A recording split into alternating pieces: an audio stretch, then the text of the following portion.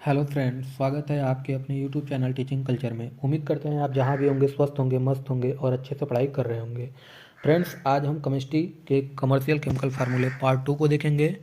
जो भी भाई बंधु पहली वीडियो को ना देखे हों, उसका लिंक डिस्क्रिप्शन में अवेलेबल है, जाके वहाँ से देख सकते हैं। तो आइए हम अपने पहले कमर्शियल केमिकल फार्मूले को देखते हैं। खाने का सोडा, ठीक है, जिसका रासायनिक सूत्र है NaHCO3 और रासायनिक नाम है सोडियम बाइकार्बोनेट। रासायनिक नाम इसका क्या है? सोडियम बाइकार्बोनेट, जिसे बेकिंग सोडा के नाम से भी जाना जाता है। इसका उपयोग देख लीजिए हम कहाँ कहाँ करते हैं। बेकरी उद्योगों में और अग्निशामक यंत्रों में। बेकरी उद्योगों में इसका उपयोग करते हैं, अग्निशामक यंत्रों में। सोडियम बाइकार्बोनेट का संक्षिप्त विवरण देख लीजिए। जिसे आमतौर पर बेकिंग सोडा कहते हैं, एक सफ़ेद क्रिस्टली पाउडर होता है जिसका उपयोग एंटासिड यानी कि जो सीने में जलन होती है उसमें राहत दिलाने का कार्य करता है।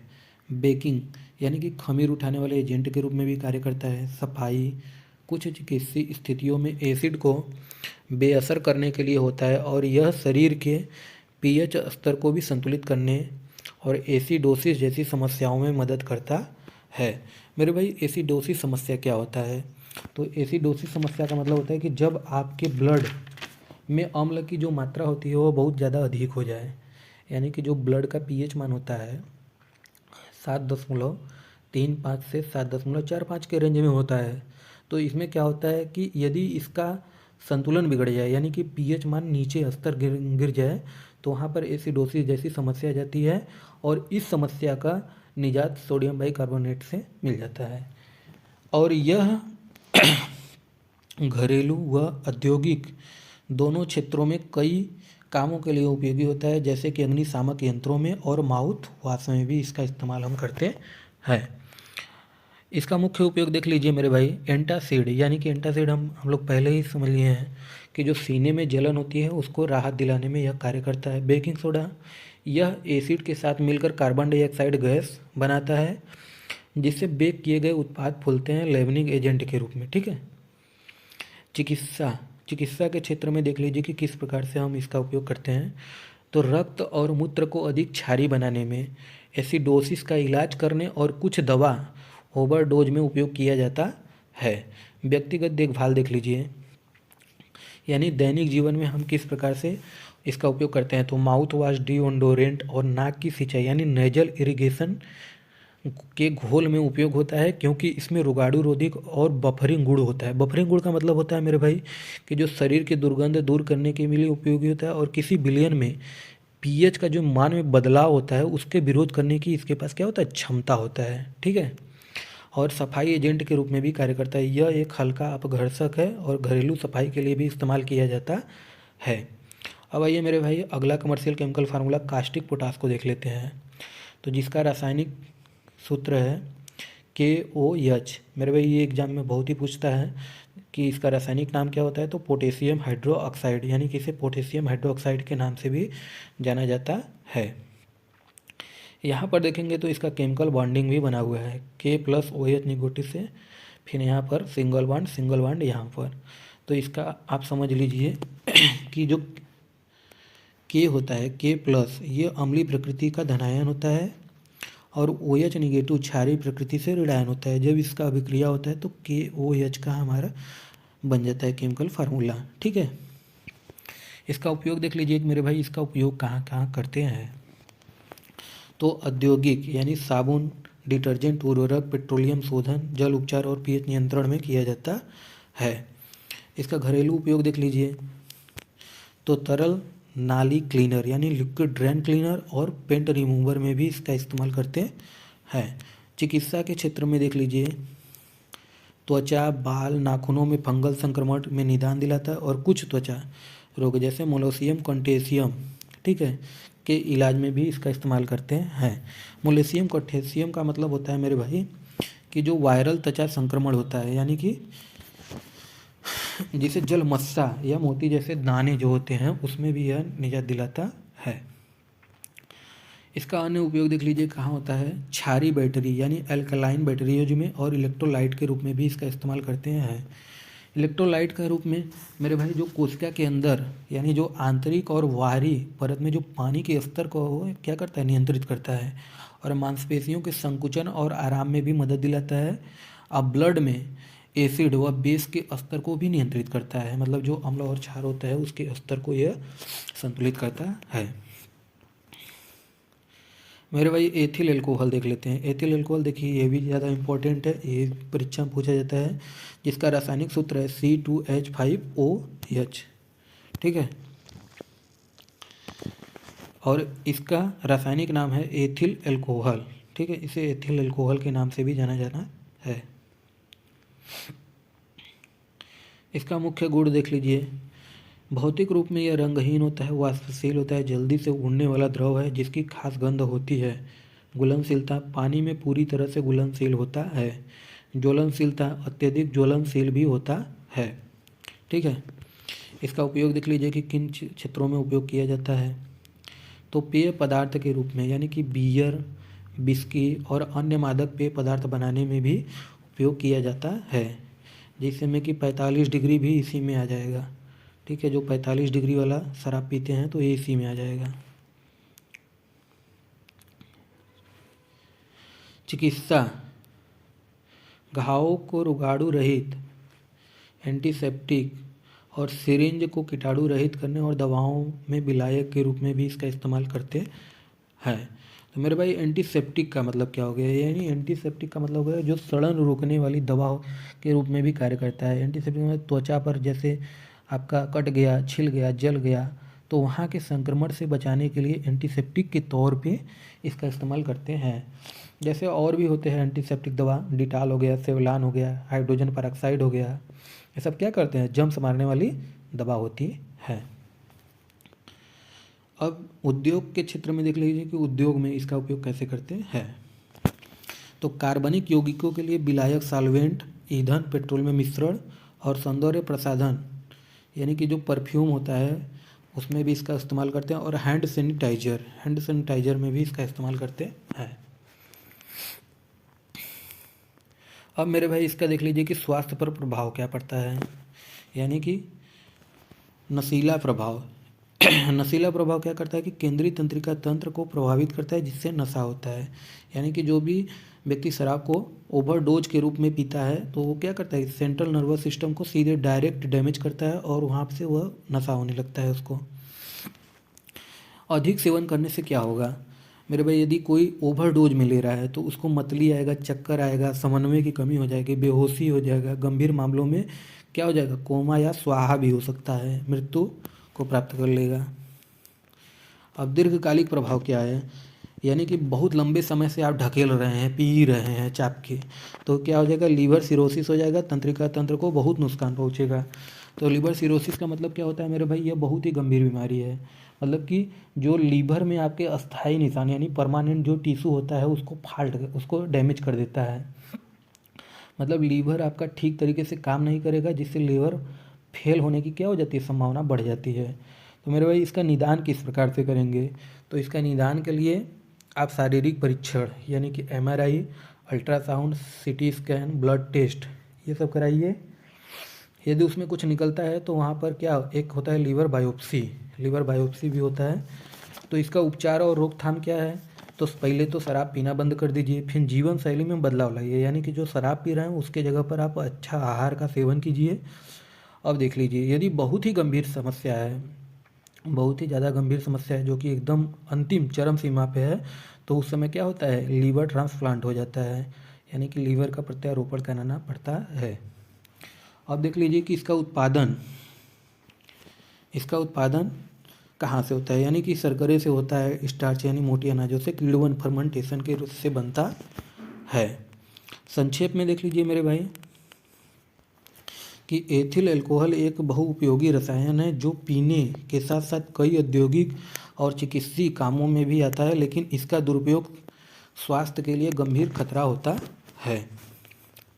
ठीक है, अब कार्बोलिक अम्ल, मेरा जो अगला कमर्शियल केमिकल फार्मूला है कार्बोलिक अम्ल है, इसे देखते हैं। इसका रासायनिक सूत्र है C6H5OH, यानी कि इसका रासायनिक सूत्र क्या है, C6H5OH। इसका रासायनिक नाम फिनॉल है, यानी इसे फिनॉल के नाम से जाना जाता है। मेरे भाई अगर आप पूरे कॉन्सेप्ट को समझना चाहते हैं तो वीडियो को स्किप किए बिना अंत तक देखिएगा, तभी आपको समझ में आएगा सारे फार्मूले। ठीक है, अब इसका देख लीजिए कि भौतिक गुण क्या है। भौतिक गुण यह एक मीठी गंध वाला पदार्थ होता है जो सफ़ेद क्रिस्टली ठोस होता है, जो हवा में लाल हो सकता है और यह हल्का अम्लीय भी होता है। फिनोल के मुख्य बिंदु को देख लीजिए। इसमें एक बेंजीन रिंग यानी कि C6H5 से जुड़ा एक हाइड्रोक्साइल समूह होता है, जिससे यह एक एरोमेटिक अल्कोहल बनता है। मेरे भाई एरोमेटिक अल्कोहल का मतलब यहाँ पर देख लीजिए, हम बना दे रहे हैं। जैसे यहाँ पर देखिए ये और ऐसे करके यहाँ पर 6 रिंग का हेक्सागोनल बेंजीन रिंग बनता है।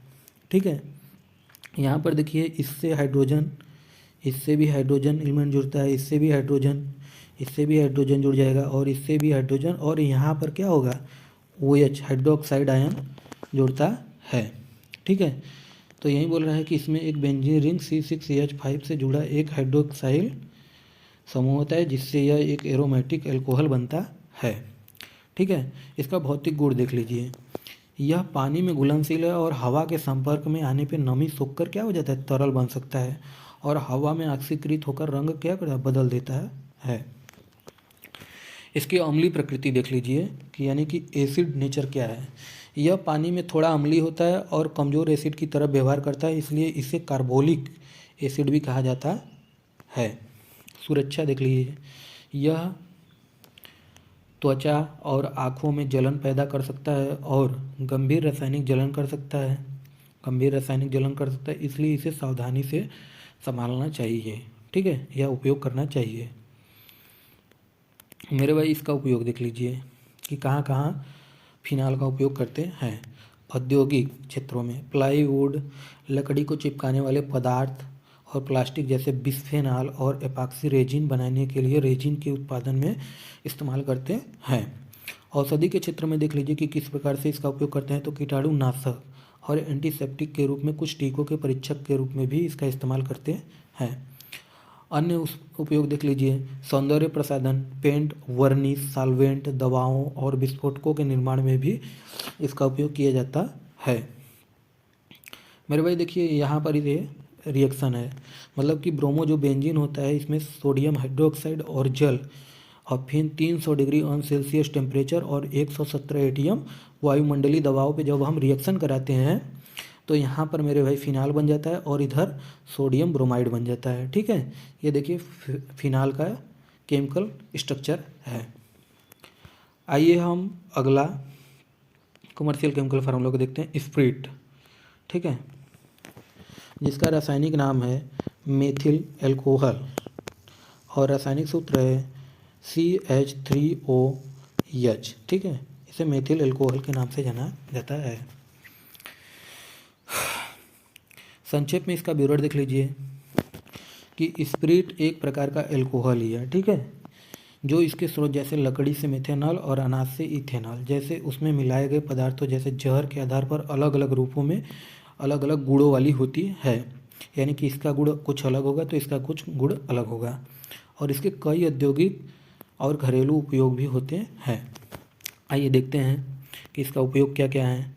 यानी कि मुख्य प्रकार और उपयोग, मेथिलेट स्पिरिट, यानी कि मेथिलेट स्पिरिट के रूप में कैसे उपयोग करते हैं। यह इथेनॉल शराब, यानी कि ये इथेनॉल में मेथेनॉल और अन्य जहरीले पदार्थ को मिलाकर बनाई जाती है ताकि यह पीने योग्य न रहे। ठीक है, और इसका उपयोग देखिए कहाँ कहाँ करते हैं स्पिरिट का।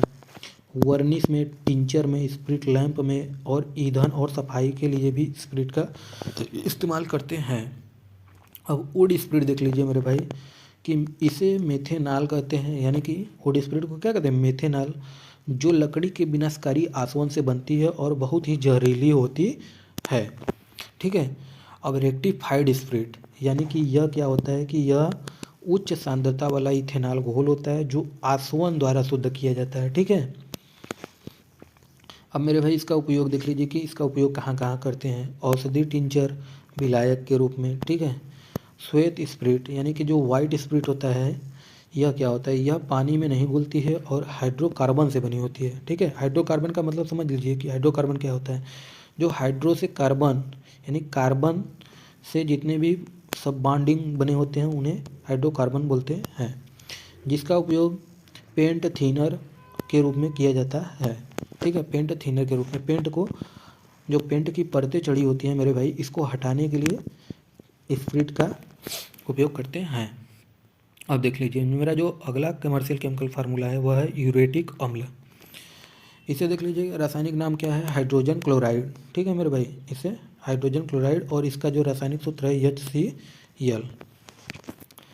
HCl एक प्रबल संक्षारक अकार्बनिक अम्ल होता है, यानी कि जो कार्बनिक अम्ल होता है उसमें कार्बन रहते हैं, और जो अकार्बनिक अम्ल होता है उसमें कार्बन का कोई तत्व नहीं होता है।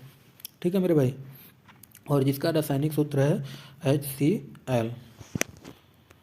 अब इसका देख लीजिए संक्षेप में विवरण देख लीजिए। रासायनिक सूत्र इसका HCl है। यह हाइड्रोजन क्लोराइड गैस को पानी में घोलने से बनता है। इसका उपयोग विभिन्न उद्योगों जैसे स्टील, खाद्य प्रसंस्करण और घरेलू सफाई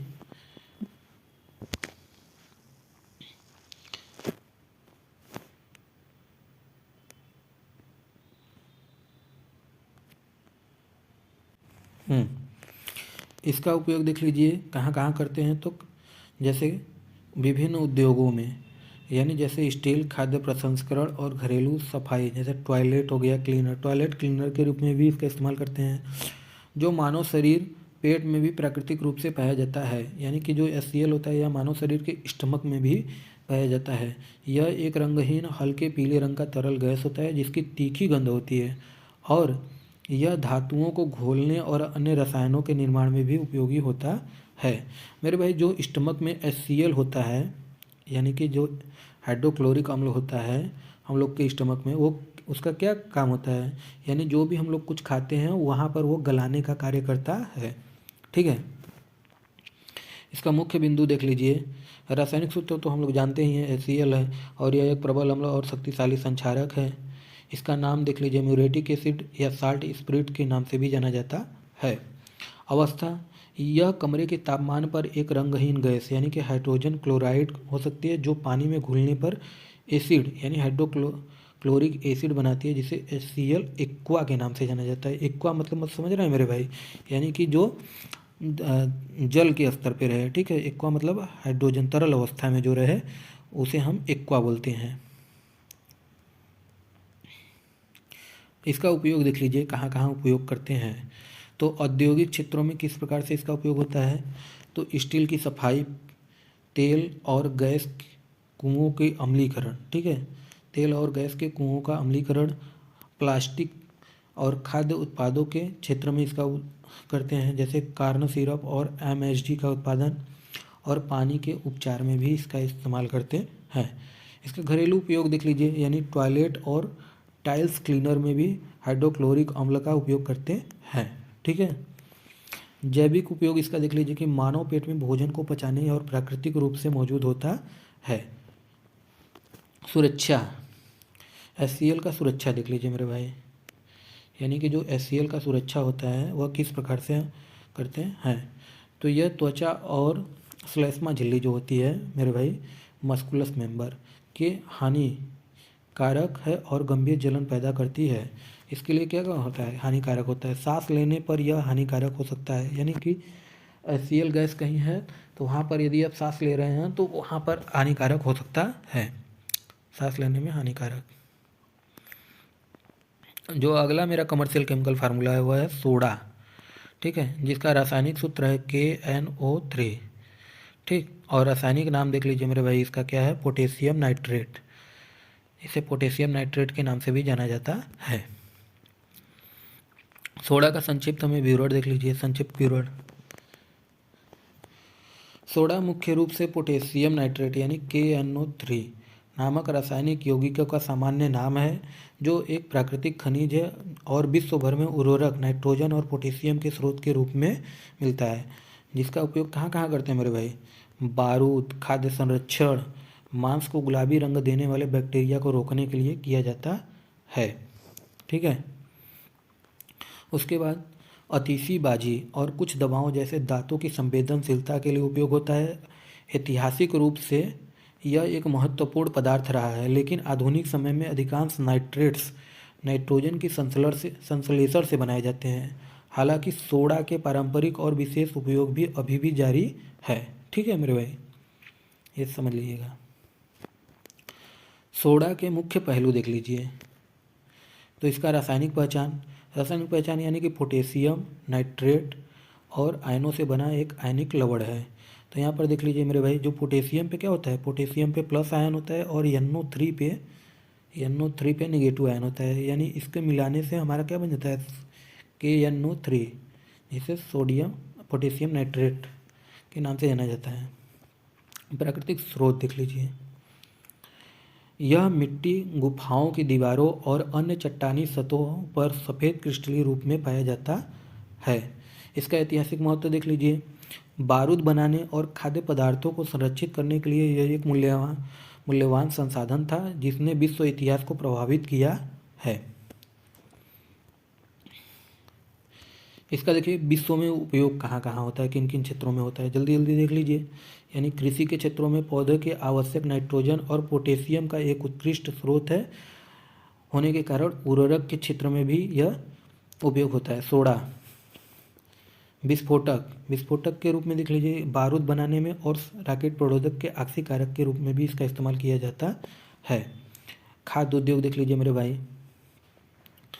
खाद्य उद्योग के क्षेत्र में किस प्रकार से इसका इस्तेमाल किया जाता है, यानी मांस को सुरक्षित रखने और गुलाबी रंग देने के लिए एक योजक के रूप में इसका इस्तेमाल किया जाता है। यानी कि जो मांस होता है मेरे भाई, उसे लंबे समय तक रखने के लिए या उसे परीक्षण के रूप में इसका इस्तेमाल किया जाता है। दवाइयों के क्षेत्र में देखिए किस प्रकार से यह उपयोगी है, यानी जो अस्थमा, मूत्र संबंधी समस्याओं, संवेदनशील दांतों के इलाज के कुछ सामयिक टॉपिकल योगों में इसका इस्तेमाल किया जाता है। अन्य उपयोग देख लीजिए। आतिशबाजी यानी कि वहीं हो गया गोला बारूद बनाने में, धातुओं के ताप के उपचार और कुछ टूथपेस्टों में भी इसका इस्तेमाल किया जाता है। अब मेरा भाई जो देखिए अगला जो कमर्शियल केमिकल फार्मूला है वह है चिली साल्ट बीटर। ठीक है, इसका रासायनिक सूत्र है NaNO3, यानी कि इसे क्या बोलेंगे, सोडियम नाइट्रेट। ठीक है, रासायनिक नाम सोडियम नाइट्रेट हो जाएगा। इसका उपयोग देख लीजिए कहाँ कहाँ किया करते हैं। तो इसका उपयोग कृषि में और खाद्य पदार्थों के परीक्षण में किया जाता है। सोडियम नाइट्रेट का उपयोग कहाँ कहाँ करते हैं, तो कृषि में और खाद्य पदार्थों के परीक्षण में उपयोग करते हैं। मेरे भाई इसका देख लीजिए केमिकल बॉन्डिंग। यहाँ पर सोडियम पे क्या होता है, प्लस आयन होता है और नाइट्रेट पे होता है NO3 पे नेगेटिव आयन। जब इसका केमिकल बॉन्डिंग रिएक्शन कराएंगे तो NaNO3 बन जाता है। लेकिन यहाँ पर देख लीजिए सोडियम पे प्लस आयन और नाइट्रोजन से डबल बॉन्डिंग के साथ ऑक्सीजन जुड़ा है, और यहाँ सिंगल बॉन्ड के साथ और यहाँ पर सिंगल बॉन्ड के साथ। ऐसा क्यों होता है, क्योंकि भाई मेरे भाई ऑक्सीजन और नाइट्रोजन सभी अपना अष्टक पूरा करना चाहते हैं, इसलिए अपने इलेक्ट्रॉन का क्या करते हैं, आदान प्रदान आपस में करते रहते हैं। ठीक है, अभी इसका मुख्य विशेषता देख लीजिए कहाँ कहाँ मुख्य विशेषता क्या है। रासायनिक सूत्र NaNO3 है। स्वरूप स्पष्ट रंगहीन सफ़ेद और क्रिस्टल कण होता है। घुलनशीलता पानी में बहुत ही घुलनशील है। ठीक है, इसका नेचर देख लीजिए एक प्रबल ऑक्सीकारक स्ट्रॉन्ग ऑक्सीडाइजिंग एजेंट के रूप में भी मेरे भाई यह काम करता है। ऑक्सीडाइजिंग एजेंट का मतलब क्या हो जाता है कि यह एक ऐसा पदार्थ होता है जो आसानी से दूसरे पदार्थों से इलेक्ट्रॉन छीन लेता है, यानी कि अपने छीन लेता है, ऑक्सीकरण हो जाता है। यानी कि जैसे ही वो छीन लेगा खुद अपचयित हो जाएगा और ऑक्सीकरण भी हो जाता है। जैसे एग्जाम्पल में O3 हो गया आपका। ठीक है, O3 जो ओजोन होता है, और KMnO4 यानी इसे पोटेशियम परमैंगनेट बोलते हैं। तो ये सब जो होते हैं ये मेरे भाई स्ट्रॉन्ग ऑक्सीडाइजिंग एजेंट के रूप में काम करते हैं। इसका उपयोग देख लीजिए कृषि के क्षेत्र में, यानी नाइट्रोजन युक्त उर्वरक के रूप में खासकर जैविक खेती में इस्तेमाल किया जाता है। जैविक खेती का मतलब समझ लीजिए मेरे भाई, जिसमें गोबर की खाद, केचुआ की खाद यानी वर्मी कंपोस्ट खाद जो रहता है, ठीक है, या जो हरी खाद में ढैंचा हो गया, सनई हो गया, इसको बोकर जब सड़ा देते हैं तो वहाँ से हरी खाद मिल जाता है। जिससे हरी खाद में क्या होता है मेरे भाई, नाइट्रोजन मिलता है। उसको सड़ाने से नाइट्रोजन मिलता है, तो इसलिए वहाँ पर मजबूती पकड़ लेता है। ठीक है। खाद्य उद्योग देख लीजिए। मांस उत्पादों में सॉसेज, बेकन परिरक्षक के रूप में इसका इस्तेमाल किया जाता है। बैक्टीरिया को रोकने और रंग बनाए रखने के लिए किया जाता है। उद्योग विस्फोटक, कांच, मिट्टी के बर्तन और रंजक में बनाने में भी इसका इस्तेमाल किया जाता है। सौर ऊर्जा और सोलर थर्मल ऊर्जा संयंत्रों में ऊष्मा भंडारण के लिए भी इसका इस्तेमाल किया जाता है। अब मेरे भाई अगला और लास्ट कमर्शियल केमिकल फार्मूला है धोने का सोडा। ठीक है, यानी इसे धावन सोडा के नाम से भी जाना जाता है, धावन सोडा। ठीक है। इसका रासायनिक सूत्र देख लीजिए, Na2CO3 10H2O, यानी कि यहाँ पर भी मेरे भाई 10 जल अणुओं के साथ मिलकर बना होता है। ठीक है। रासायनिक नाम सोडियम बाइकार्बोनेट। इसका उपयोग देख लीजिए, इसका उपयोग कहाँ कहाँ करते हैं। कपड़ों की धुलाई में और जल की कठोरता को दूर करने में इसका इस्तेमाल किया जाता है। अब मेरे भाई इसका संक्षिप्त विवरण देख लीजिए। सोडियम कार्बोनेट का संक्षिप्त विवरण। कार्बोनेट आमतौर पर धावन सोडा यानी कि वॉशिंग सोडा कहते हैं, जो कपड़ों की धुलाई, ठीक है, कपड़ों की धुलाई और जल की कठोरता को दूर करने में यह कार्य करता है। यह एक सफ़ेद क्रिस्टलीय ठोस होता है मेरे भाई, यह सफ़ेद क्रिस्टलीय ठोस होता है जिसमें सोडियम कार्बोनेट के साथ पानी के 10 अणु जुड़े होते हैं। यही है ना, Na2CO3 × 10H2O। ठीक है, यहाँ पर दिख रहा होगा 10H2O, यही 10 के जल अणुओं के साथ मिलकर बना होता है।